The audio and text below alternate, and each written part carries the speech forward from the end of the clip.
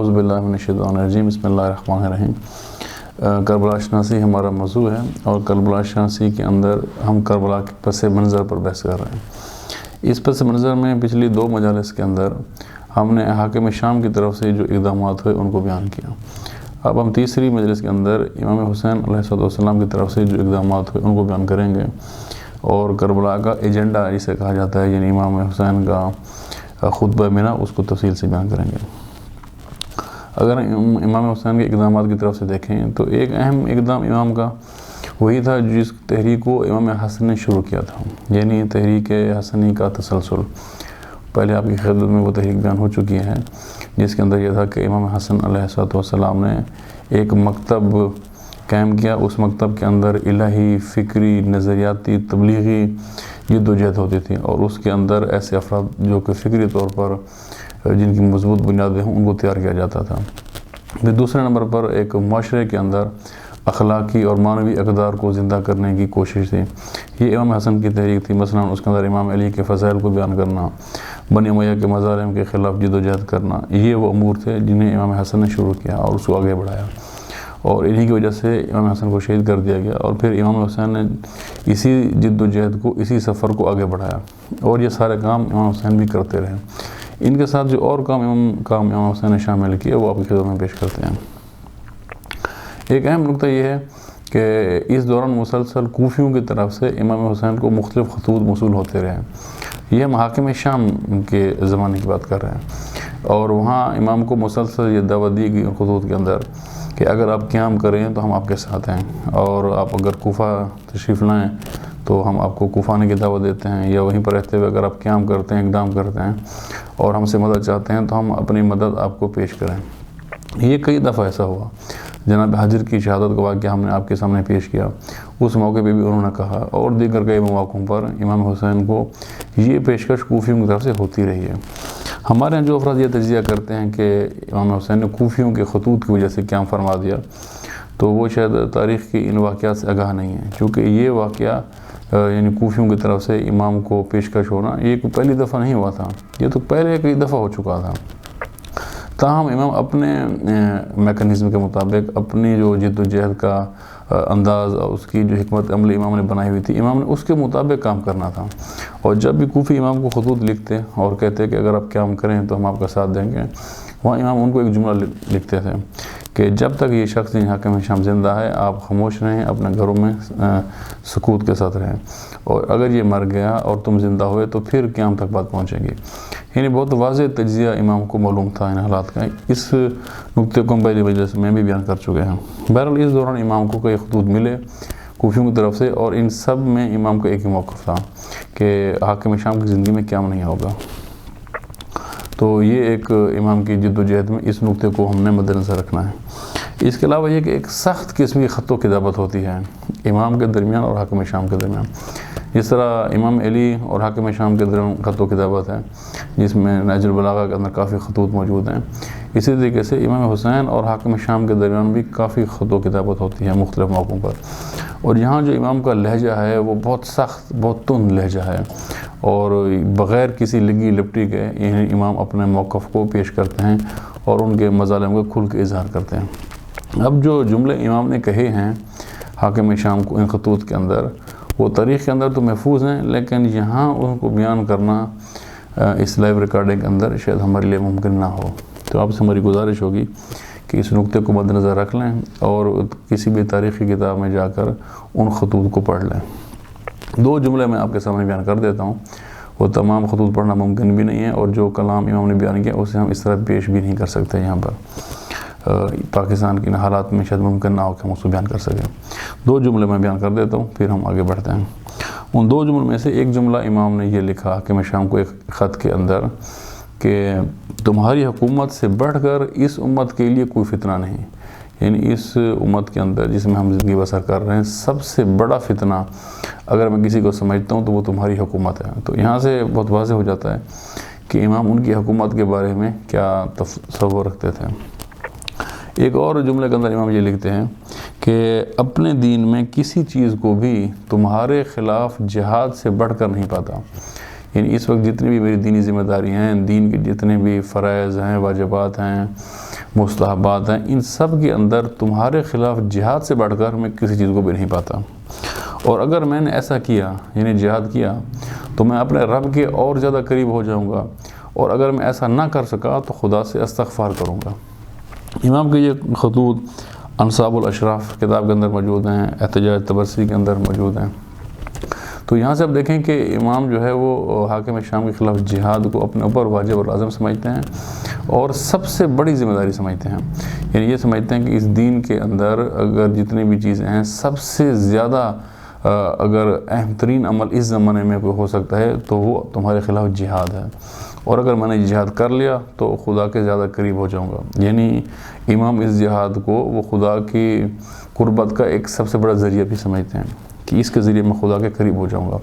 اور امام یہ فرماتے ہیں کہ اگر میں یہ کام نہ کر سکا تو پھر خدا سے استغفار کروں گا۔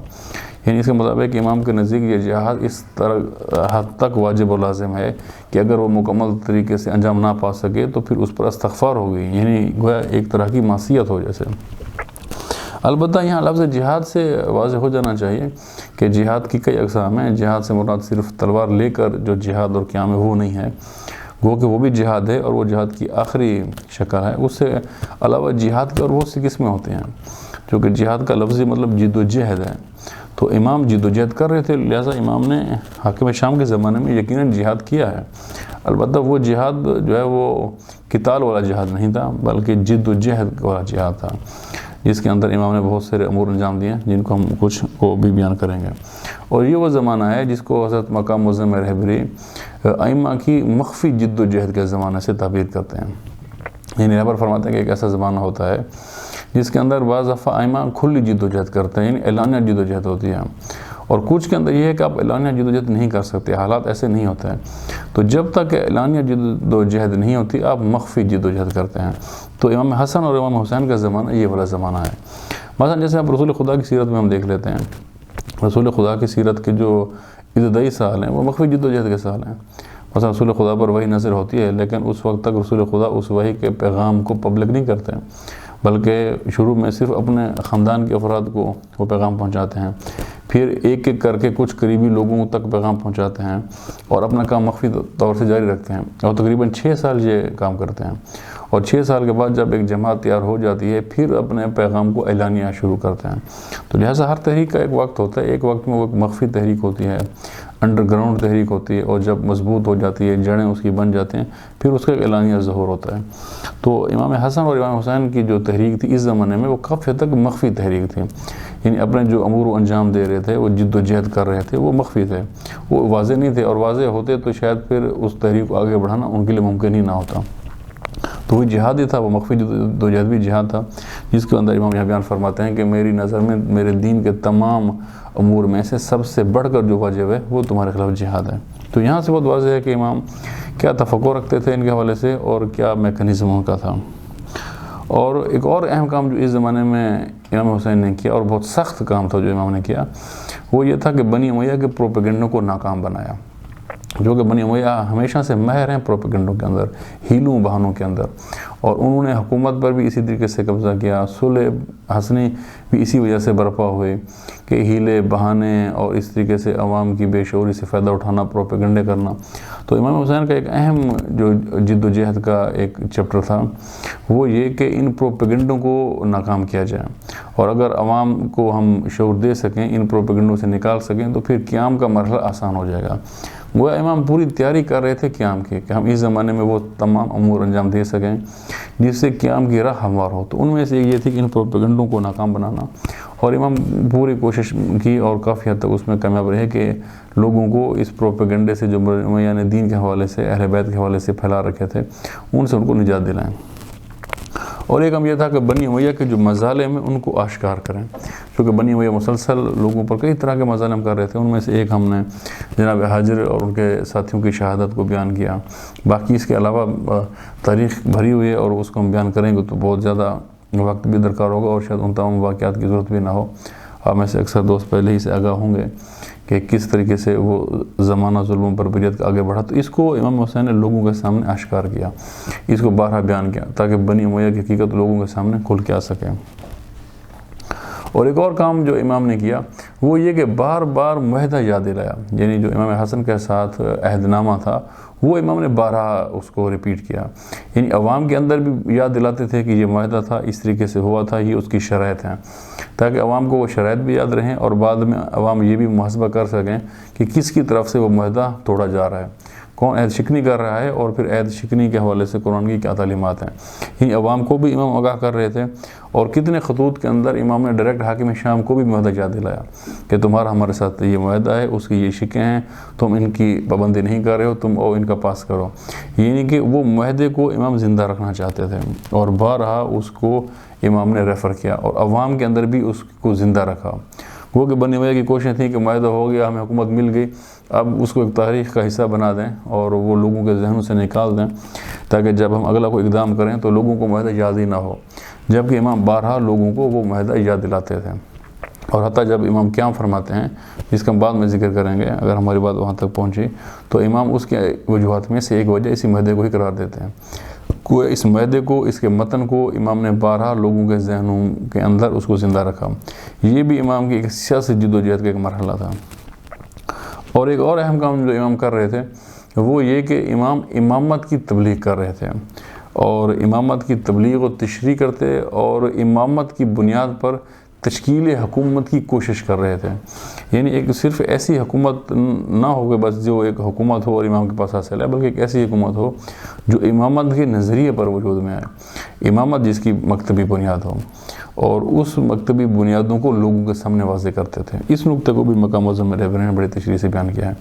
یعنی کہ امامت کو بطور نظریہ بھی بیان کیا، ایک عقیدے کے طور پر بھی بیان کیا، اور امامت کی بنیاد پر آنے والی حکومت وہ کیا ہوگی، کیسے ہوگی،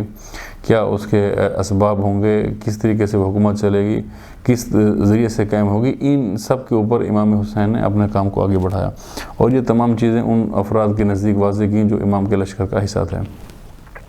تو بہرحال یہ وہ تمام امور تھے جو امام نے انجام دیے۔ ہم دیکھ سکتے ہیں کہ یہ تمام امور نان وائلنٹ امور ہیں،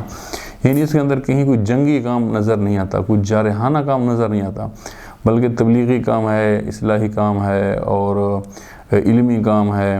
اور اگر مبارزہ بھی ہے اس کے اندر تو وہ خط و کتابت کی حد تک مبارزہ ہے امام کا، یا گفتگو کی حد تک مبارزہ ہے، اس کے اندر کوئی قیام نہیں ہے، اس کے اندر کوئی خروج نہیں ہے، تلوار لے کے امام نکلتے نہیں ہیں، بائی فورس کوئی اقدام انجام نہیں دیتے۔ یہ کام امام کیوں نہیں کرتے جو کہ کام امام یزید کے زمانے میں کرتے ہیں؟ مثلا یزید کے زمانے میں امام کھل کے قیام کرتے ہیں، خروج کرتے ہیں اور قیام کرتے ہیں، اور جنگ ہوتی ہے اور اس کے نتیجے میں امام شہید ہوتے ہیں اور پوری استقامت دکھاتے ہیں اس کے اندر۔ اس طرح کا کام امام اس زمانے میں نہیں کرتے، اور جو امام کو دعوت دے اس کام کی اس کو بھی امام کہتے ہیں کہ تم ابھی انتظار کرو کہ یہ شخص مر جائے، اس کے بعد ہم کریں گے۔ اس کا مطلب پہلے سے امام کو معلوم تھا کہ یہ کام تو ہونا ہے، حتماً ہونا ہے۔ کیوں ہونا ہے؟ کیونکہ حاکم شام جو ہے وہ اس عہد نامے کے مطابق عمل نہیں کرے گا، حکومت اہل بیت کو منتقل نہیں کرے گا، اور اپنا ولی عہد مقرر کر دے گا اپنے بیٹے کو، جیسے اس نے بیعت لینا بھی شروع کر دی تھی، وہ واقعہ آپ کے سامنے بیان ہو چکا پہلے ہی۔ تو اس صورت کے اندر وہ خلاف ورزی کرے گا تو پھر ہم اس پر قیام کریں گے، یعنی وہ وقت قیام کے لیے امام نے پہلے سے ہی اس کا تعین کیا ہوا تھا۔ اب یہاں سوال جو پیدا ہوتا ہے اور اٹھایا جاتا ہے کہ امام اس زمانے میں کیوں قیام نہیں کر رہے ہیں، جبکہ بعد والے زمانے میں قیام کرتے ہیں، تو اس زمانے میں قیام کیوں نہیں کرتے؟ جہاں تک ہم نے اس حوالے سے غور و فکر کیا ہے اور کتابوں کے اندر جتنے تجزیات موجود تھے ان کو کنگال آئے، تو ہمارے نزدیک 4 بنیادی نکات ہیں، یعنی جن کی وجہ سے ہم کہہ سکتے ہیں کہ امام نے قیام نہیں کیا۔ ممکن اور بھی وجوہات ہوں، لیکن جو موٹی مستحکم وجوہات ہمیں سمجھ آتی ہیں وہ 4 وجوہات ہیں جن کی وجہ سے امام اس زمانے میں قیام نہیں کرتے اور یزید کے زمانے میں جا کر قیام کرتے ہیں۔ ان میں سے پہلی وجہ تو یہی صلح کا عہد نامہ ہے، جس کو خود امام نے کئی دفعہ اپنی زبان مبارک سے بیان فرمایا کہ چونکہ یہ صلح ہو چکی ہے لہٰذا اب جنگ ہم نہیں کریں گے، اور اگر یہ شخص جب مر جائے گا پھر اس کی بات آئے گی، یعنی اس کی زندگی میں ہم چونکہ معاہدہ کر چکے ہیں تو جنگ نہیں ہوگی۔ تو یہ ایک عہد نامہ تھا۔ یہاں پر بھی ایک سوال ہو سکتا ہے کہ معاہدہ تو توڑا جا چکا، اور اس معاہدے کی جتنی بھی شکیں تھیں ان میں سے کسی ایک پر بھی عمل نہیں ہوا تھا، اور یہ تاریخی واقعات تمام مسالہ کی کتابوں میں بہت واضح لکھے ہوئے ہیں۔ تو ایسے میں اگر ایک فریق معاہدہ توڑ دے تو کیا دوسرے فریق پر پھر بھی لازم رہتا ہے کہ وہ اس کی پاسداری کرے؟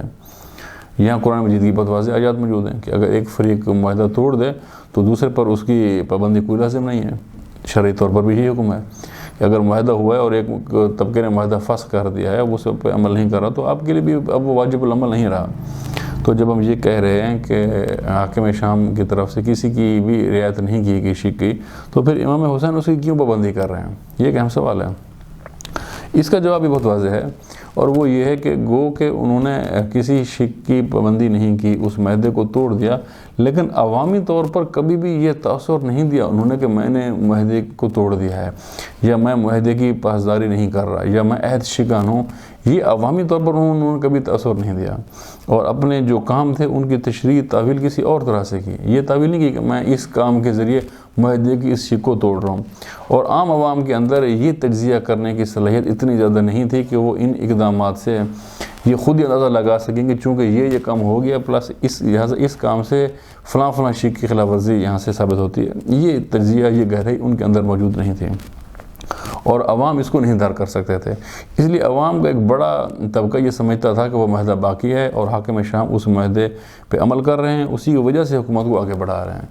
اب ایسے میں اگر امام حسین قیام فرما دیتے ہیں، اور ظاہر امام کا قیام تو ایک واضح اعلان ہوتا کہ امام نے جنگ شروع کر دی ہے، تو یہ الزام امام حسین پہ آ جانا تھا کہ انہوں نے معاہدے کی خلاف ورزی کر دی ہے۔ اور عام عوام یہی سمجھتے کہ دیکھیں حاکم شام نے تو کھل کے کوئی خلاف ورزی نہیں کی، وہ کہ ان کے کئی امور قابل اعتراض ہو سکتے ہیں لیکن وہ اس کی کوئی تشریح تعویل کر دیں گے، لیکن امام حسین کا قیام تو وہ کہتے کہ یہ دیکھیں یہ تو کھل کے خلاف ورزی ہے۔ تو ایسے میں لوگوں کی تائید بھی امام کو نہیں ملنی تھی، اور الٹا امام کے خلاف ایک اور طرح کا کوئی پروپیگنڈا، امام کی شخصیت کشی شروع ہو جاتی، اور وہ جو مقاصد امام چاہتے ہیں وہ حاصل ہی نہ ہوتے ہیں۔ لہٰذا معاہدہ کی یقیناً خلاف ورزی ہو گئی تھی، اور شرعاً اس کی پابندی لازم بھی نہیں تھی، لیکن عوام کے سامنے یہ کام واضح نہیں تھا۔ لہٰذا امام اس لیے بار بار عوام کو ریپیٹ کراتے تھے کہ یہ معاہدہ ہے، تاکہ جس دن کھلے عام خلاف ورزی وہاں سے ہوگی تو عوام کو یاد ہو کہ کہاں سے خلاف ورزی ہوئی ہے، اور پھر امام کے ساتھ وہ اگلے اقدام کے لیے آمادہ رہیں۔ تو یہ ایک وجہ تھی جس کی وجہ سے امام نے اس عہد نامے کو باقی رکھا اور اس کی وجہ سے قیام نہ کیا۔ دوسری اہم وجہ حاکم شام کی اپنی ایک شخصیت تھی، اور لوگ اس شخصیت کو قبول کر چکے تھے، یعنی حاکم شام کی بطور حاکم عوام کے اندر ایک مقبولیت تھی۔ اس مقبولیت کی وجہ سے اس کے خلاف قیام آسان نہیں تھا۔ اس مقبولیت کی کیا وجوہات ہیں؟ اس کی بہت ساری وجوہات ہیں۔ ان میں سے ایک یہ کہ لوگ ان کو صحابی مانتے تھے کہ وہ ایک صحابی رسول ہیں اور کاتب وحی ہیں، یہ دوسری وجہ ہو گئی۔ اور تیسری یہ کہ وہ جو ہے وہ رسول خدا کی زوجہ کے بھائی ہیں۔ یعنی یہ تین تو بڑی اہم نسبتیں بن جاتی ہیں، اور واقعاً یہ نسبتیں لوگوں کو کسی کا گرویدہ بنانے کے لیے کافی ہیں کہ وہ صحابی ہیں، وہ کاتب وحی ہیں، اور زوج رسول کے بھائی ہیں۔ تو یہ تین یہ وجوہات ہو گئی تھیں۔ اور پھر چوتھا نمبر پر لوگ سمجھتے تھے کہ ان کے پاس سیاسی تجربہ زیادہ ہے۔ مثلا انہوں نے تقریباً 40 سال تو ان کی حکومت ہے، 20 سال صلح سے پہلے اور 20 سال پھر صلح کے بعد مکمل طور پر جو ان کا غلبہ ہے، 40 سال سے زیادہ تو تقریباً ان کی حکومت ہے۔ اور اس زمانے حکومت کے اندر جو ایڈمنسٹریشن انہوں نے کی ہے اس نے لوگوں کو کافی حد تک مطمئن رکھا ہے، اس کی وجہ سے لوگ ان کو ایک ماہر سیاستدان کے طور پر قبول کرتے تھے۔ لہٰذا یہ کہ وہ سیاسی تجربہ 40 سال کی حکومت کا رکھتے ہیں، اس وجہ سے لوگ ان کے خلاف قیام کے لیے جو ہے آمادہ نہیں ہو رہے تھے۔ اور ایک یہ کہ وہ عمر میں بڑے ہیں، عمر کی بزرگی ان کو حاصل ہے، 5واں۔ اور چھٹی ایک اہم وجہ کہ لوگ یہ سمجھتے تھے کہ یہ اہل بیت کے ساتھ بھی اچھا برتاؤ کر رہے ہیں، کیونکہ انہوں نے ظاہر ہی کیا ہوا تھا کہ میں اہل بیت سے محبت کرتا ہوں، بالخصوص جو نواسہ رسول ہیں ان کے تقدس کا خیال رکھتا ہوں۔ اور جب ظاہراً میل جول ہوتی تو بڑے احترام سے ملتے تھے، ہدیہ بھی پیش کرتے تھے، بیت المال سے بھی ان کا حصہ انہیں پیش کرتے تھے۔ تو اس طرح سے ایک تاثر دیتے تھے کہ گویا کہ میں اہل بیت کا خیر خواہ ہوں۔ یہ عمومی سیاست کی ایک اسٹریٹجی ہوتی تھی، یعنی ایک طرح کے سے وہ اہل بیت کے ماننے والوں کو قتل بھی کرتے تھے، ان کے اوپر مختلف قسم کی پابندیاں بھی لگاتے تھے، ان کو مشکلات کھڑی کرتے تھے، ان کے لیے گھٹن کا ماحول پیدا کرتے تھے، امام علی پر لعن بھی کراتے تھے، اور ساتھ میں یہ تاثر بھی دیتے تھے کہ ہم تو ان کے خیر خواہ ہیں، امت کے خیر خواہ ہیں، اہل بیت کا تقدس کو مانتے ہیں، ان کے احترام کو قبول کرتے ہیں۔ یعنی عوامی رائے عامہ یہ بھی ساتھ ساتھ تھا۔ تو اب عوام جو کہ دیکھ رہی ہے ایک شخص کو کہ جس کی حاکمیت کا تجربہ 40 سال سے زیادہ ہے اور اس کو صحابی کے طور پر قبول کرتے ہیں، کاتب وحی کے طور پر قبول کرتے ہیں، وہ ایک بزرگ عمر میں ایک بزرگ کے طور پر قبول کرتے ہیں، ان کا سیاسی تجربہ دیکھتے ہیں،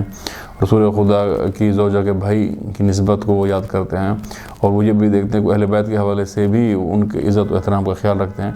تو ایسے میں وہ اس کو قبول کر چکے ہیں بطور حاکم۔ لہٰذا اس زمانے کے اندر یعنی بطور حاکم ان کو ایک مقبولیت حاصل ہوتی ہے، اور یہ مقبولیت ہوتے ہوئے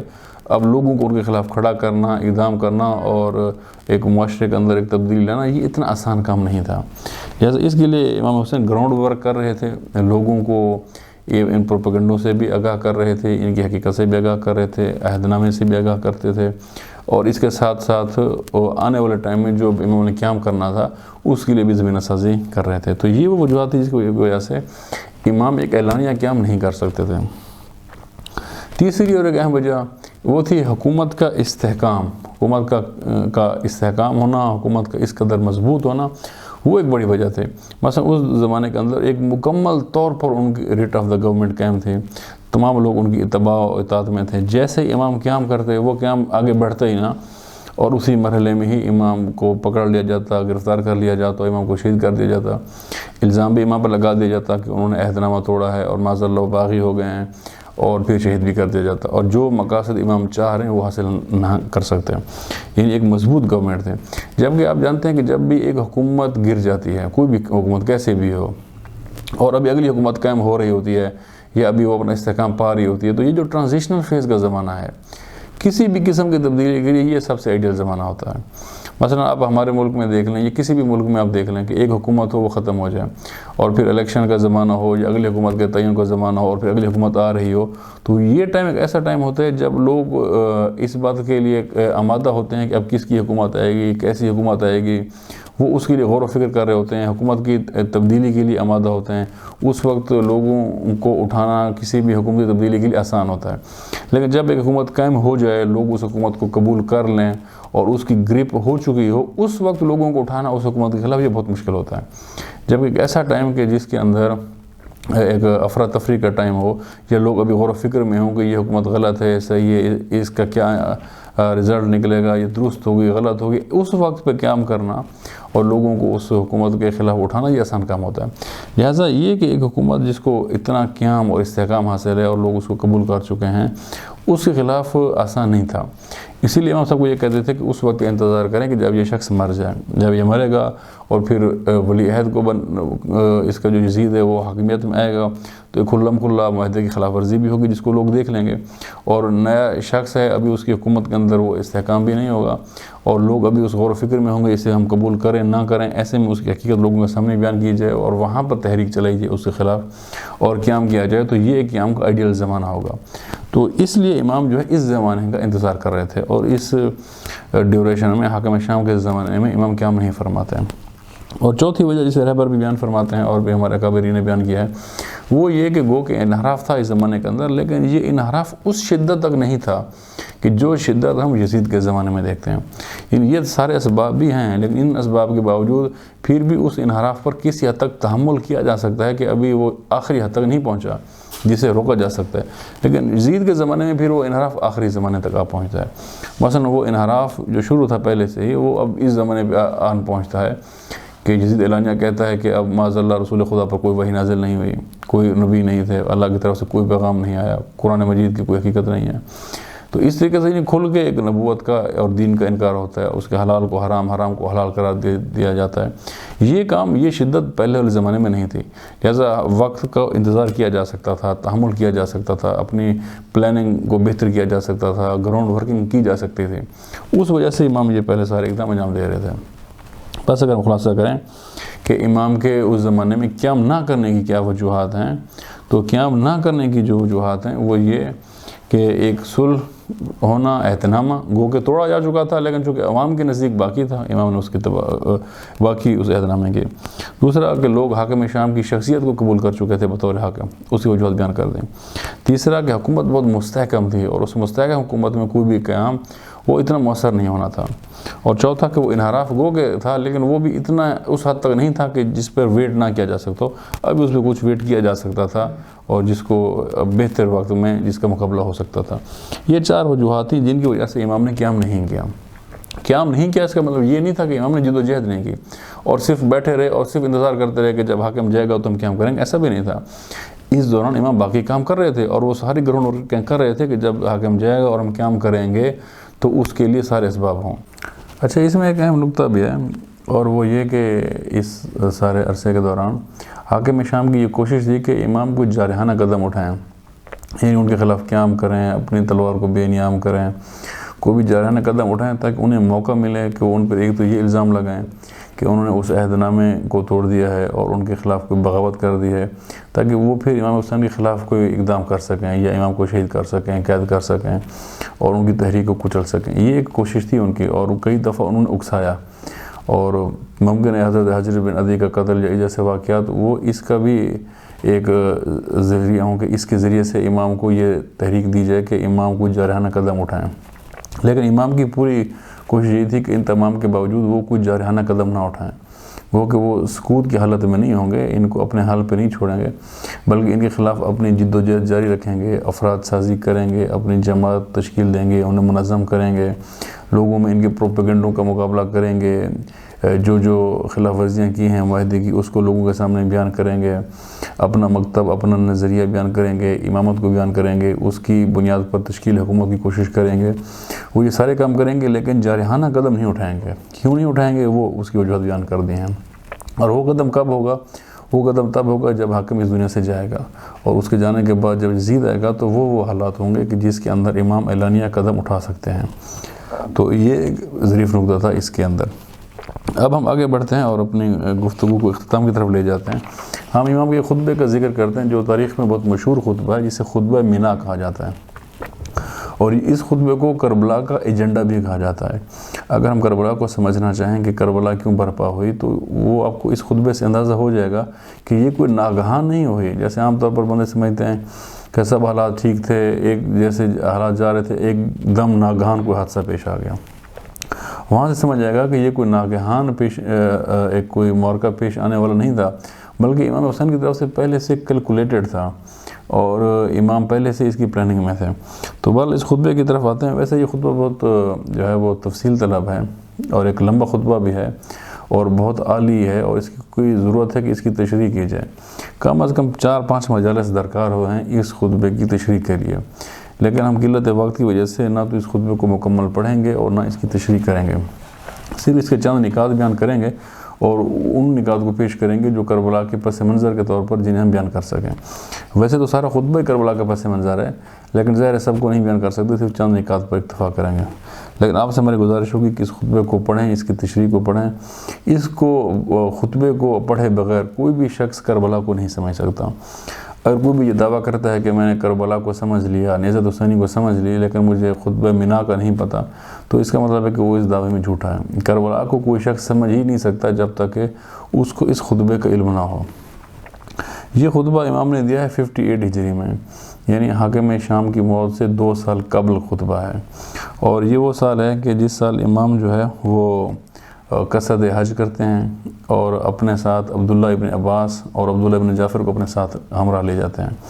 اور امام نے خود بھی بہت سے لوگوں کو خطوط لکھے اور پھر ان 2 شخصیات جن کو امام نے ساتھ لیا انہوں نے بھی بہت سے لوگوں سے رابطہ کیا، ملاقاتیں کی، خطوط لکھے اور ان کو حج پر دعوت دی کہ اس سال کا حج خصوصی حج ہوگا اور آپ حج پہ تشریف لائیں. اس کے اندر مقام مینا کے اندر امام حسین کے خیمے میں تقریباً 1000 سے زیادہ افراد جمع ہوئے، جن میں سے 200 تو صحابی تھے، اس کے علاوہ باقی تابعی تھے، حفاظ قرآن تھے، علماء تھے، مفتی تھے، یعنی جتنے بھی مؤثر شخصیات تھیں اس زمانے کی ان سب کو امام نے دعوت دی. اور ان میں سے ایک بڑی تعداد یہاں پر شریک ہوئے اور ان سے امام نے کلام کیا. اس خطبے کو خطبہ مینا کے نام سے یاد کیا جاتا ہے کیونکہ یہ خطبہ سرزمین مینا پر حج کے موقع پر امام نے ان کے سامنے بیان کیا. اس کا خاص پس منظر ہے یعنی اس خطبے کا کہ یہ کب پیش کیا. جزوی طور پر ہم پہلے بھی بیان کر چکے ہیں، اس لیے اشارہ کر کے آگے جاتے ہیں کہ یہ اعلان ہو چکا تھا حاکم کی طرف سے کہ جو بھی امام علی کے ماننے والے ہیں یعنی شیعہ، وہ ہماری امان سے خارج ہیں، اور بہت واضح تھا کہ امان سے خارج کا کیا مطلب ہے، یعنی ان کو قتل کیا جا سکتا ہے، اور یہ کہ جن پر شبہ بھی ہو کہ یہ امام علی کے ماننے والے ہیں ان کو بیت المال سے ان کا وظیفہ بند کر دو، ان کا گھر ان پر گرا دو، ان کی گواہی قبول نہ کرو، سرکاری ملازمت نہ دو، اس طرح کا گھٹن کا ماحول بھی پیدا ہو چکا تھا۔ اور یہ کہ امام علی کے اوپر لعن کی جائے، خطبوں میں تبرہ کیا جائے، اس میں اور شدت لائی جائے، یہ کام بھی ہو رہا تھا۔ اور جو امام علی کے مخالفین ہیں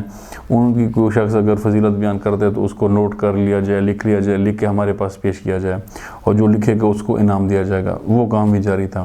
تو یہ 4 محرک بھی تھے جو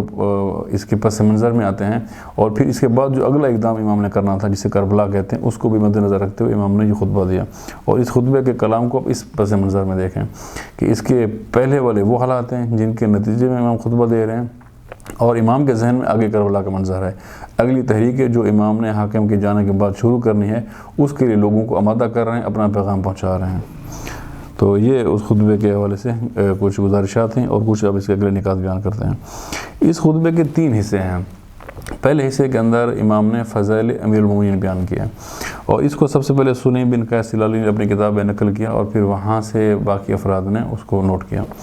دوسرے حصے کے اندر امر بالمعروف و نہی عن المنکر ہے، اور تیسرے کے اندر علماء کی ذمہ داریاں ہیں۔ دوسرے اور تیسرے حصے کو کتاب تحف العقول کے اندر نقل کیا گیا،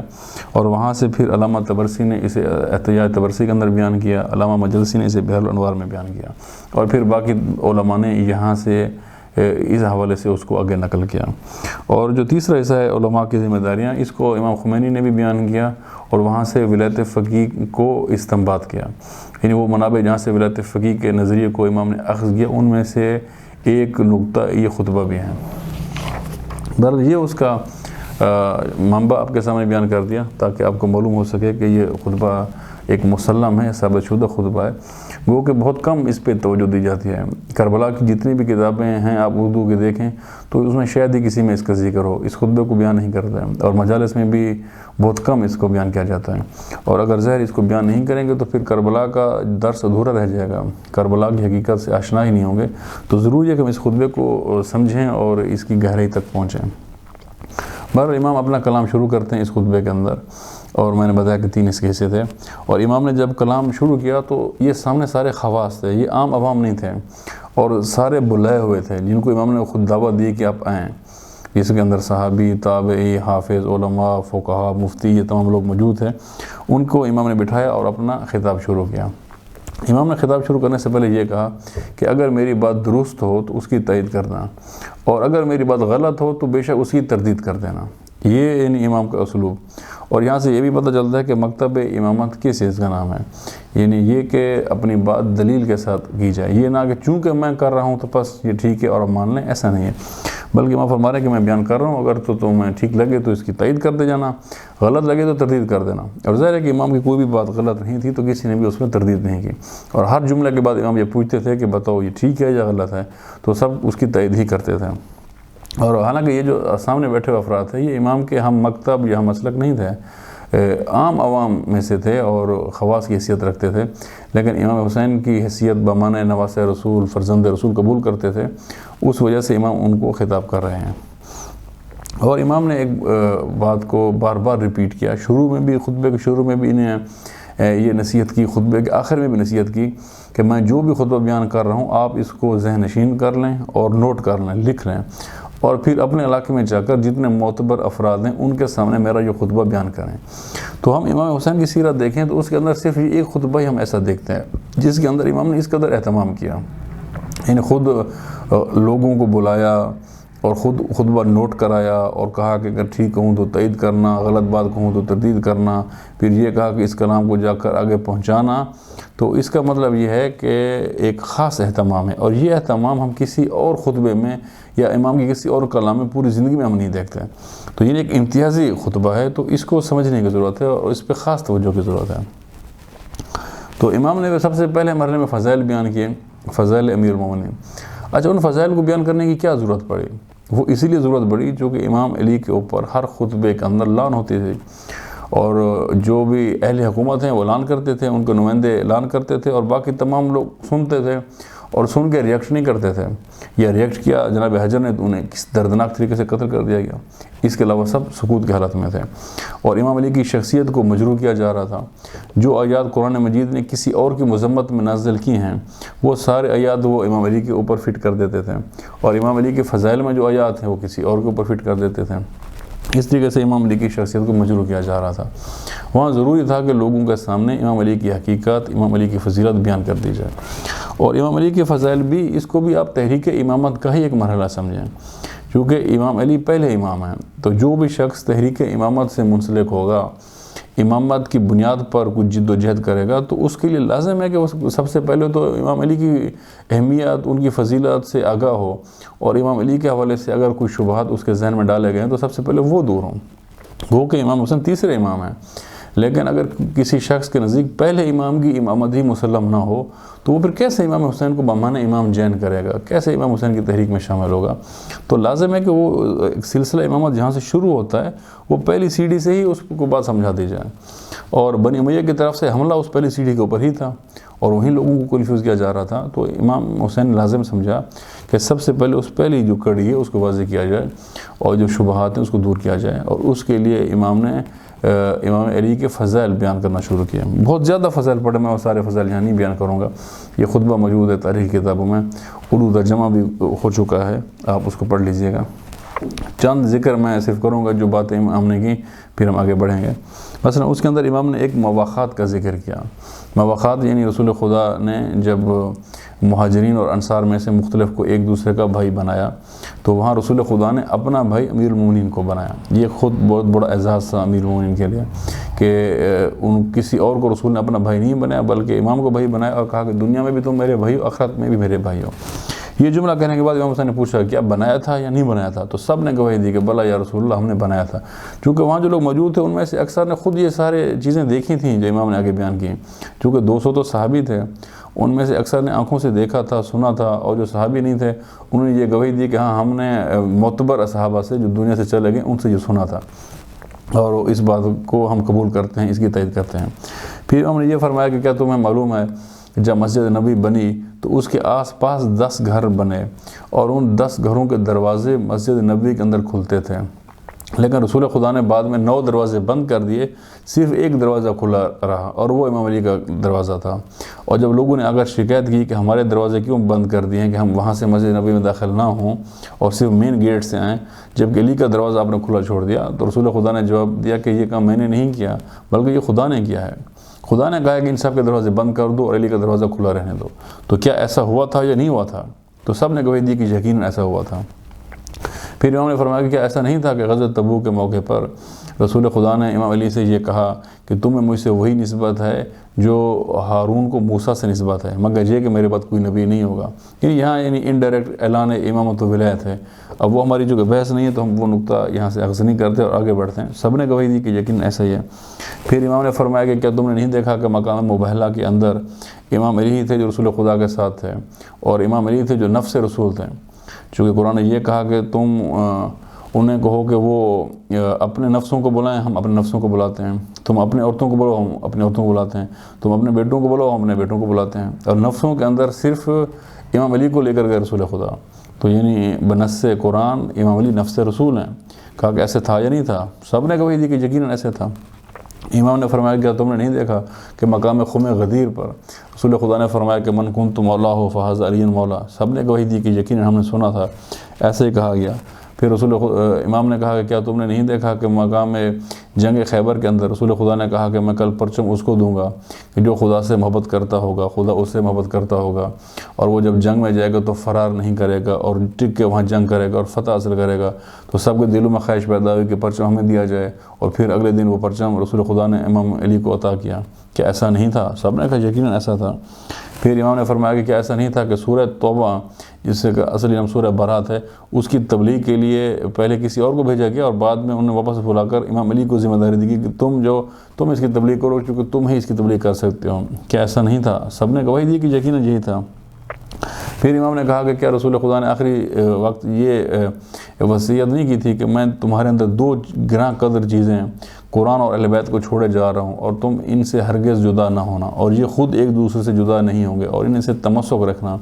کیا یہ نہیں فرمایا تھا؟ سب نے کہا یقیناً فرمایا تھا. اور پھر آخر میں ایک حدیث امام نے بیان کی کہ کیا رسول خدا نے یہ نہیں کہا تھا کہ جو شخص علی سے بغض رکھے مگر میری محبت کا دعویٰ کرے تو وہ جھوٹا ہے کیونکہ علی مجھ سے ہے اور میں علی سے ہوں, اور جو علی سے محبت کرے گا وہ گویا ایسا ہے کہ مجھ سے محبت کر رہا ہے اور مجھ سے محبت خدا سے محبت ہے. کہ کیا یہ نہیں تھا؟ سب نے گواہی دی کہ ہاں یہ حدیث ہے اور ہم نے رسول خدا سے سنا. اور ان حالات میں جن حالات کے اندر امام حسین خطبہ دے رہے ہیں, یہ حدیث بہت اہم حدیث تھی کیونکہ سب دعویٰ کرتے تھے کہ ہم رسول خدا سے محبت کرتے ہیں اور ان کے سامنے امام علی پر لان ہوتی تھی لیکن وہ اس پر کوئی ریئیکشن نہیں دیتے تھے, ٹس سے مس نہیں ہوتے تھے. تو وہ رسول خدا کی اس حدیث سے امام یہ ثابت کرنا چاہ رہے ہیں کہ یہ جو لوگ امام علی پر لان کر رہے ہیں اور امام علی سے بغض کا اظہار کر رہے ہیں, یہ درحقیقت رسول خدا سے ان کا بغض ہے. یہ ناممکن ہے کہ ایک شخص امام علی سے بغض رکھے لیکن رسول خدا سے محبت رکھتا ہو یا خدا سے محبت رکھتا ہو. اس کو اس حدیث کی شکل میں پیش کیا اور سب نے تائید کی کہ یہ ساری باتیں برحق ہیں. اور صرف یہی نہیں, اور بھی بہت سارے فضائل تھے اور یہ فضائل بھی تقاضا کرتے ہیں کہ ان میں سے ایک کو کھول کے تفصیل سے بیان کیا جائے, لیکن چونکہ ہمارا موضوع صرف کربلا کے پس منظر کو بیان کرنا ہے, ان فضائل اور ان تاریخی ابحاث کو نہیں کھولنا, تو صرف نام لے کے ہم آگے بڑھ رہے ہیں. تو اس سلسلے میں امام نے امیر المومنین کے فضائل بیان کیے.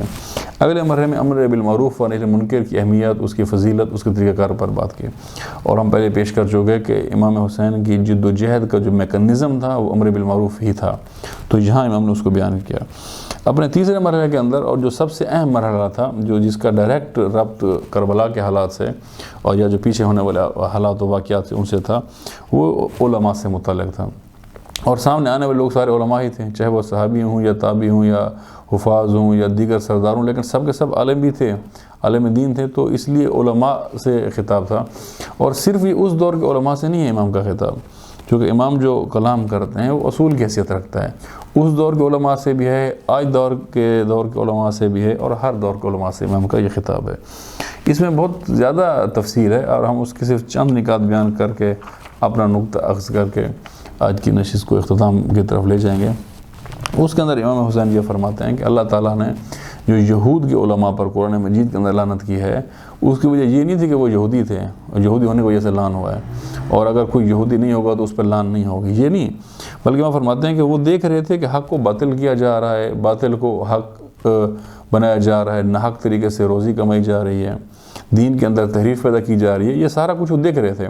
اس کے باوجود وہ خاموش تھے اور مصلحت کا شکار تھے. اس وجہ سے خدا نے ان کو پر لعنت کی ہے. گویا اس کے اندر امام نے یہ فرمایا کہ اگر یہ تمہارے دور میں بھی یہ کام ہوں, وہ کہ اس وقت ہو رہے تھے اور وہ سب کو معلوم تھا کہ ہو رہے ہیں, تمہارے دور کے اندر بھی اگر اس طرح کے کام ہوں اور تم خاموش رہو گے تو پھر یہ لعنت تم پر بھی پہنچے گی. یہ اس کے اندر امام ان کو بھی پیغام دے رہے تھے اور ہر دور کے علماء کو پیغام دے رہے تھے, یہ امام نے فرمایا. اور پھر اس کے بعد امام نے ایک حدیث بیان کی جسے امام خمینی نے ولایت فقیہ کو استنباط کیا, اور بہت سمجھنے والی اور گہرائی کے اندر ایک حدیث ہے. علماء سے خطاب کرتے ہوئے امام نے یہ حدیث بیان کی کہ مسلمانوں کے تمام امور علماء کے ذریعے انجام پائیں, یعنی مسلمانوں کے تمام امور جتنے بھی ہیں. اب یہاں یہ نہیں کہ فقہی امور, فقہ یا توضیح مسائل, بلکہ تمام امور, خاص سیاسی ہوں, سماجی ہوں, اقتصادی, دفاعی, تعلیمی, کوئی بھی امور ہوں, مسلمانوں کے تمام امور علماء کے ذریعے انجام پائیں. اور مسلمانوں میں پھوٹ ڈالنے والے تمام مسائل علماء ہی حل کریں, یعنی وہ تمام مسائل جسے مسلمان لڑ پڑتے ہیں, آپس میں اختلاف ہو جاتا ہے, تو وہ بھی کون حل کرے؟ علماء حل کریں. اور کون سے علماء؟ تمام علماء نہیں, یہ نہیں کہ ہر عالم یہ کام کرے, کہ وہ علماء کہ جو حلال و حرام کے امین ہیں, یعنی جو حلال کو حلال بیان کرتے ہیں, حرام کو حرام بیان کرتے ہیں, ان کی امانت دار ہیں, اور قوانین اسلام کو تحریف ہونے سے روکتے ہیں. یعنی جو اسلام کا لا ہے, اسلام کے قوانین ہیں, اس میں اگر کوئی حاکم تحریف کرنا چاہے, کوئی عوام اپنی مرضی سے تبدیلی لانا چاہے, تو یہ اس کو نہیں کرنے دیتے. یہ والے علماء, ان کی بات ہو رہی ہے کہ مسلمانوں کے تمام امور یہ علماء چلائیں گے, اور مسلمانوں میں جہاں پھوٹ پڑتی ہے, جن مسائل میں مسلمان لڑتے ہیں, وہاں اس کا فیصلہ بھی یہ علماء کریں گے. تو یہاں سے تو بہت آسانی سے ولایت فقیہ کا استنباط ہو سکتا ہے, اور یہی نظریہ ولایت فقیہ جو یہاں امام بیان فرما رہے ہیں, اور امام خمینی نے یہیں سے اخذ بھی کیا ہے. اور بھی منابع ہیں, ان منابع میں سے ایک منبع یہ بھی تھا. اور چونکہ ہمارا موضوع یہاں ولایت فقیہ نہیں ہے, تو پھر ہم اس بحث کو بھی یہاں نہیں چھیڑتے اور آگے بڑھتے ہیں. اس کے بعد امام جو ہے وہ علماء کے احترام کا ذکر کرتے ہیں کہ اے علماء آپ دیکھیں کہ آپ کا کتنا احترام کیا جاتا ہے. مثلا آپ کا اتنا احترام کیا جاتا ہے کہ لوگ آپ کے بارے میں یہ سمجھتے ہیں کہ آپ صرف واضح و نصیحت کرتے ہیں, یعنی آپ کے منہ سے واضح و نصیحت کے علاوہ کچھ بھی نہیں نکلتا, آپ جو بھی کرتے ہیں وہ خدا کی طرف بلاوا ہوتا ہے, واضح و نصیحت ہی ہوتی ہے, اور لوگوں کے دلوں پر آپ کی ہیبت بیٹھی ہوئی ہے. اس وجہ سے کہ آپ عالم دین ہیں, لوگوں کے دلوں پر آپ کی ہیبت ہے. طاقتور لوگ آپ سے خوف زدہ ہوتے ہیں, حالانکہ وہ طاقت رکھتے ہیں, لیکن چونکہ ان کے دلوں پر آپ کی ہیبت ہے کہ آپ عالم ہیں, دین سے آپ کا رشتہ ہے, تو ان کے دلوں پر آپ کی ہیبت ہے, وہ آپ سے خوف زدہ ہوتے ہیں اور ناتواں آپ کا احترام کرتے ہیں. اور وہ لوگ بھی خود پر آپ کو ترجیح دیتے ہیں کہ جن پر نہ آپ کو فضیلت رکھتے ہیں اور نہ ہی کوئی قدرت رکھتے ہیں. یہ بہت بڑا جملہ, یعنی کہ وہ لوگ کہ جن پر آپ کی کوئی فضیلت بھی نہیں ہے, یعنی وہ یہ سمجھتے ہیں کہ آپ عالم ہیں اور آپ خدا کی بارگاہ میں زیادہ قریبی ہوں گے, جبکہ وہ آپ سے زیادہ بارگاہ خدا میں قریب ہیں, آپ سے زیادہ متقی اور پرہیزگار ہیں. یعنی آپ ان پر فضیلت نہیں رکھتے کسی بھی حوالے سے, اور نہ ہی آپ ان پر کوئی قدرت رکھتے ہیں, یعنی وہ کوئی کمزور بھی نہیں ہے, لاچار بھی نہیں ہے کہ آپ ان پر طاقتور ہوں. قدرت میں بھی وہ آپ سے زیادہ ہیں اور خدا کے نزدیک مقام و منصب میں بھی آپ سے زیادہ ہیں. اس کے باوجود وہ لوگ بھی اپنے اوپر آپ کو ترجیح دیتے ہیں, اس لیے ترجیح دیتے ہیں کہ وہ آپ کو عالم اسلام سمجھتے ہیں, آپ کا رشتہ جو دین سے ہے وہ اس کی وجہ سے آپ کو اس حد تک ترجیح دیتے ہیں. تو یہ سارا کام, یہ سارا احترام کیوں آپ کو ملتا ہے؟ امام فرماتے ہیں اس لیے آپ کو ملتا ہے تاکہ آپ احکام الہی کا اجرا کریں, یعنی خدا کے احکام کو نافذ کریں. یہ بہت اہم نقطہ ہے. یعنی امام یہ نہیں فرما رہے کہ تاکہ تم احکام الہی کو بیان کرو, یہ نہیں کہہ رہے, یہ نہیں کہہ رہے کہ تم تفسیر کرو قرآن کی, تم شریعت صرف بیان کرو نا, یہ نہیں, بلکہ تم احکام الہی کا اجرا کرو, یعنی تم خدا کا جو قانون ہے, خدا کا آئین ہے, اس کو نافذ کرو. یہ اس وجہ سے تمہیں دین نے احترام دیا ہے, اس کا تقاضا یہ ہے کہ تم یہ کرو. جبکہ تم نے کیا کیا؟ امام فرماتے ہیں کہ تم نے کوتاہیاں کی, اور تمہاری کوتاہیاں کثیر ہیں, بہت زیادہ ہیں, وہ کم بھی نہیں ہیں, اور تمہاری کوتاہیوں کی وجہ سے امت کے حقوق ضائع ہو گئے. یعنی تم نے کوتاہی کی, یعنی تمہارا جو کام تھا, تمہاری جو ذمہ داری تھی, تم نے وہ انجام نہیں دی, اور اس کی وجہ سے امت کے حقوق ضائع ہو گئے. اور اس کے بعد تم نے اپنا سکوت جاری رکھا, تم نے خاموشی جاری رکھی, تم نے کوئی قیام نہیں کیا, کوئی مبارزہ نہیں کیا, کوئی جد و جہد نہیں کی, بلکہ اپنا سکوت جاری رکھا ہے. اور تم نے کبھی بھی اپنی جان خطرے میں نہیں ڈالی. کبھی بھی ایسا نہیں ہوا کہ اتنا احترام لینے کے باوجود, دین سے اتنا پروٹوکول لینے کے باوجود, تم نے کبھی اپنی جان خطرے میں نہیں ڈالی, تم نے کبھی اپنا مالی نقصان نہیں کیا دین کی خاطر, اور خدا کی خاطر تم نے کبھی کسی قبیلے سے دشمنی بھی مول نہیں لی. یعنی دین کے نام پر, خدا کے نام پر یہ سارا ہیبت لی, یہ عزت لیا, یہ احترام لیا, لوگوں نے آپ کو یہ مقام دیا, اپنے اوپر ترجیح دی, لیکن آپ نے کیا کیا؟ آپ نے سکوت اختیار کیا, آپ نے اپنی ذمہ داری ادا نہیں کی, کبھی بھی اپنی جان کو خدا کے لیے خطرے میں نہیں ڈالا, اور کبھی بھی کوئی مالی نقصان نہیں اٹھایا خدا کے لیے, اور کبھی بھی کسی قوم اور قبیلے کی دشمنی مول نہیں لی خدا کے لیے. اور یہاں واضح ہے کہ کس کے حوالے سے ہم بات کر رہے ہیں, بنی امیہ کی حکومت ہے, بنی امیہ کی حکومت میں یہ سارے کام ہو رہے ہیں, تو کسی قبیلے سے کیا مراد ہے؟ بنی امیہ مراد ہے. کہ ظاہر ہے کہ تم نے اس قبیلے کی جو خدا کے خلاف جس نے اقدام کیا ہوا ہے, اس کی ڈر اور خوف سے تم نے ان کی دشمنی مول نہیں لی کہ اگر ہم دین کی بات کریں گے تو یہ قبیلہ دشمن ہو جائے گا. ان کی وجہ سے تم نے نہ کبھی جانی نقصان اپنا ہونے دیا, نہ کوئی مالی نقصان کیا, نہ ان کی دشمنی مول لی, تم نے سکوت اختیار کیا ہوا ہے. اور اپنے ذام میں, یعنی اپنے گمان میں, تم جو حق سمجھتے تھے اپنا, وہ تم نے لیا ہوا ہے. حالانکہ امام نے یہ نہیں کہا کہ جو تمہارا حق بنتا تھا تم نے لیا ہوا ہے, یہ فرمایا کہ تمہارا جو گمان تھا کہ تمہارا حق ہے وہ تم نے لیا ہوا ہے. یعنی تمہارا گمان کیا تھا؟ تمہارا گمان یہ ہے کہ ہمیں عوام سے یہ عزت پروٹوکول ملے, وہ تمہیں مل رہا ہے. تمہارا گمان یہ ہے کہ حاکم جو ہے تمہیں یہ اتنا وظیفہ دے دے, اتنی تمہاری باتیں مان لے, وہ اس نے تمہیں دے دیا. اس سے تمہیں لگتا ہے کہ جو تمہارا حق تھا وہ تم نے لے لیا, تم اس کے بعد خاموش ہو, اس سے آگے تمہیں کوئی غرض نہیں ہے کیا ہو. اور ان سب کے باوجود تم اس بات کے منتظر ہو کہ جب دنیا سے جاؤ گے اور آخرت میں پہنچو گے تو رسول خدا کی ہم نشینی تمہیں نصیب ہوگی. یعنی تم یہ گمان کرتے ہو یا انتظار کرتے ہو کہ تمہیں رسول خدا کی ہم نشینی نصیب ہوگی. امام فرماتے ہیں جبکہ مجھے تو یہ ڈر ہے کہ تم پر خدا کا عذاب نازل ہو. یعنی یہ اتنی تم نے سکوت اختیار کیا ہوا ہے جبکہ تمہارے سامنے یہ سارا کچھ ہو رہا ہے,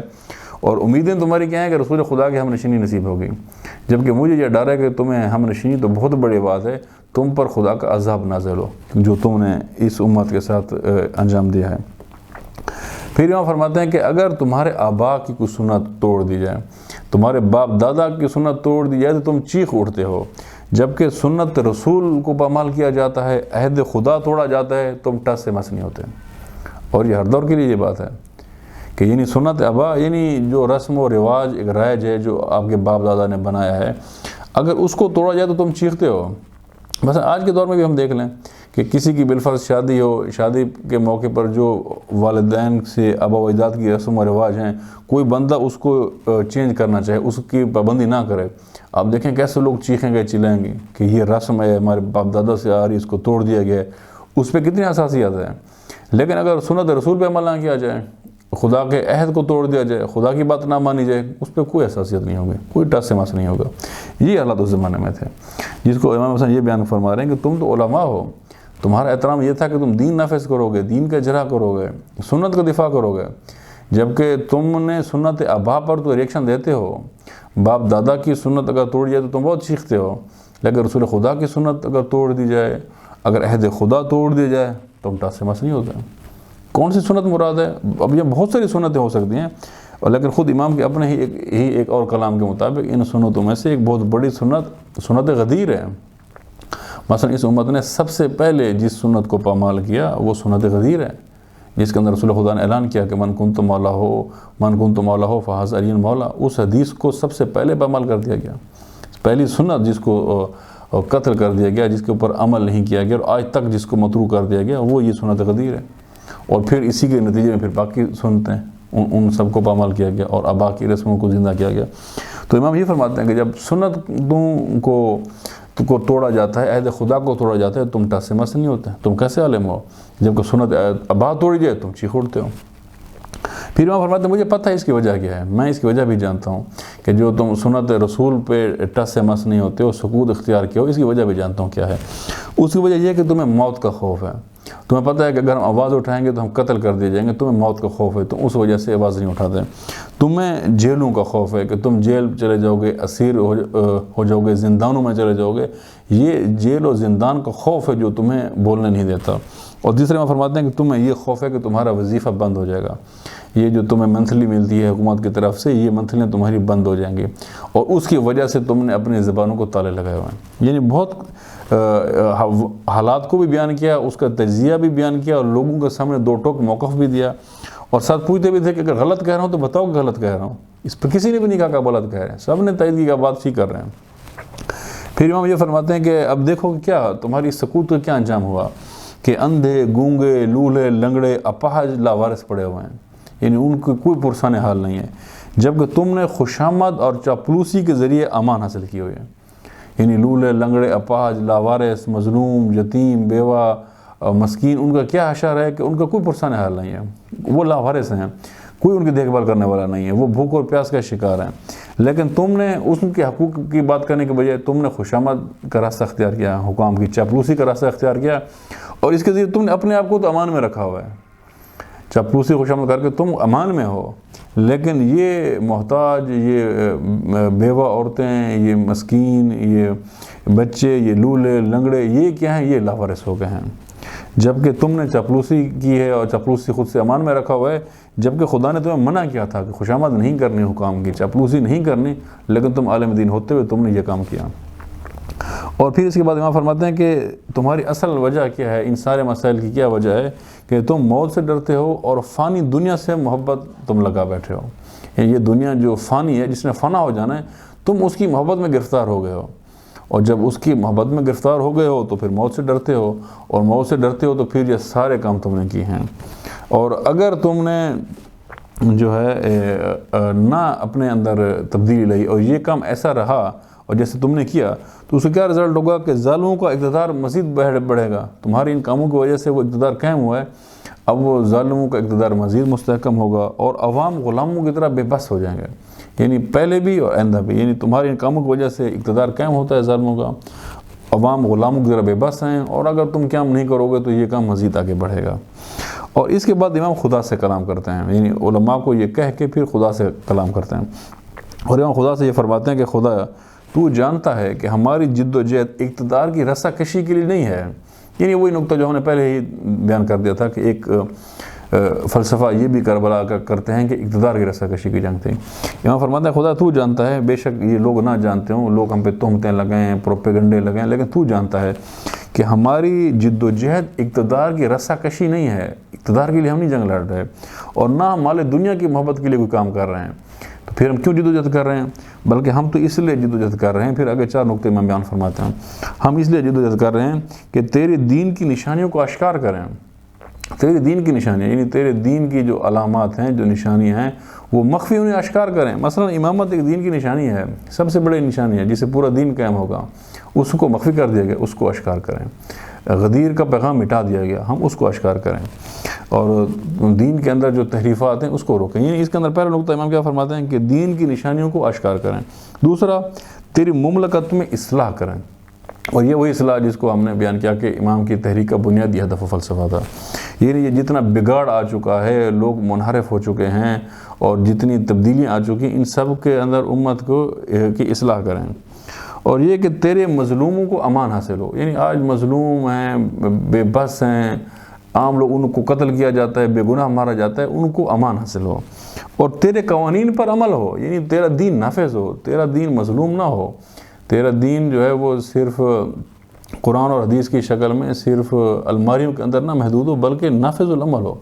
یہ ہم یہ چاہتے ہیں۔ ہم کیوں کر رہے ہیں کہ تیرے دین کی نشانیوں کو آشکار کریں، تیری مملکت میں اصلاح کریں،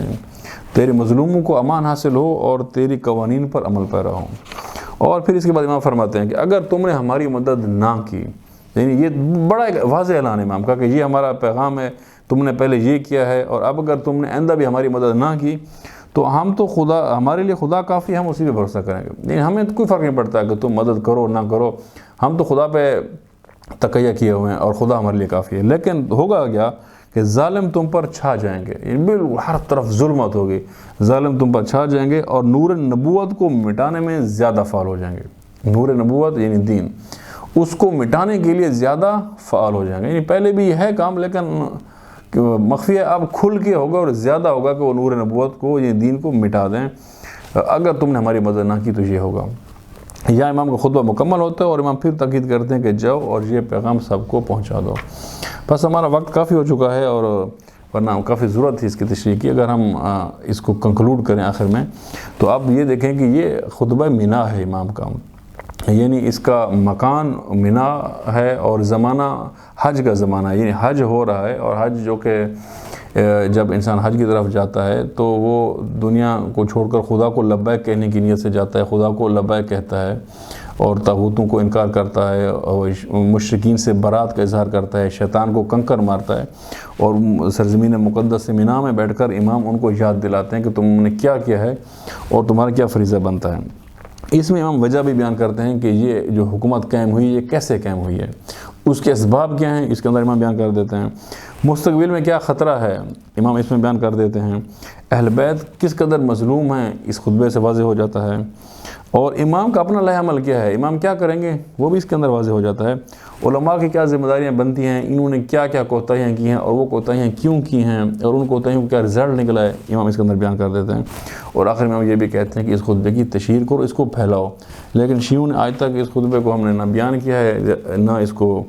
سنا ہے، نہ اس کی تشہیر کیا، تاکہ ہم کربلا کو سمجھ سکیں۔ یہاں سے بہت واضح ہو جاتا ہے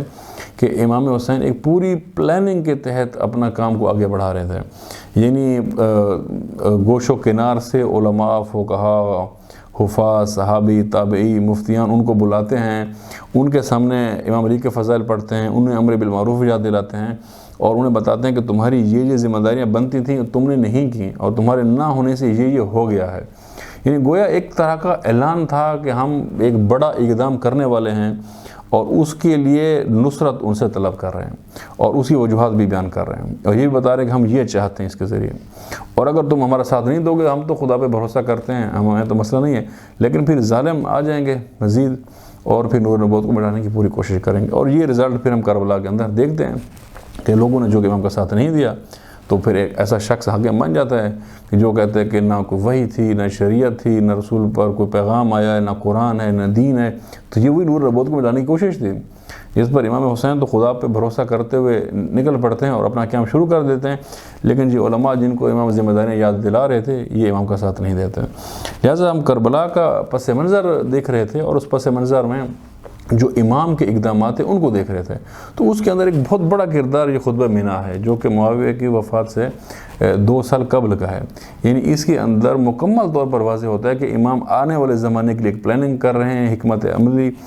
اپنی تیار کر رہے ہیں، اور اپنا پیغام پوری دنیا میں پھیلا رہے ہیں۔ یعنی 1000 خواص کو بلایا اور انہوں نے کہا ہر جگہ جا کر اس کو پھیلاؤ، اور ان سے پہلے اپنا پیغام لکھوایا، یعنی سب کو پتہ چل جائے کہ اس وقت کیا حالات ہیں، ہم کیا اوپینین رکھتے ہیں اور ہم کیا کریں گے۔ لہٰذا ایک واضح اعلان تھا۔ لہٰذا ہم یہاں نتیجہ اخذ کر سکتے ہیں کہ کربلا ایک ناگہان واقعہ نہیں تھا کہ ایک دم آن پڑا، بلکہ یہ ایک ایسا واقعہ تھا کہ جو ادھر سے بھی ایک مسلسل ایک بگاڑ اور انحراف بڑھ رہا تھا، بڑھتے بڑھتے اپنی پیک پہ جا پہنچا، اور ادھر بھی امام مسلسل اس کی حکمت عملی بنا رہے تھے، ایک گراؤنڈ ورک کر رہے تھے، اور ایک پلاننگ کے تحت انہوں نے ایک خاص موقع کے اوپر جا کر قیام کیا۔ لہٰذا ایک پلانڈ جد و جہد ہے امام کی، ایک پلانڈ اقدام ہے، کوئی ناگہان حادثاتی اقدام نہیں ہے۔ بہرحال یہیں پر ہم کربلا کے پس منظر کی بحث کو اختتام پذیر کرتے ہیں۔ اس کے ساتھ ہی کربلا شناسی کی پہلی سیریز جو 8 مجالس پر مشتمل ہے وہ مکمل ہوتی ہے۔ اگر خدا تعالیٰ نے زندگی دی اور توفیق دی تو آنے والی مجالس میں اس سلسلے کو آگے بڑھائیں گے۔ تب تک کے لیے آپ سب سے اجازت، اور اس دعا کے ساتھ کہ خدا تعالیٰ ہمیں امام حسین کی فکر کو سمجھنے کی، اس پر عمل کرنے کی، اس کو مزید پھیلانے کی قوت و طاقت عطا فرمائے۔ والسلام ورحمۃ اللہ وبرکاتہ۔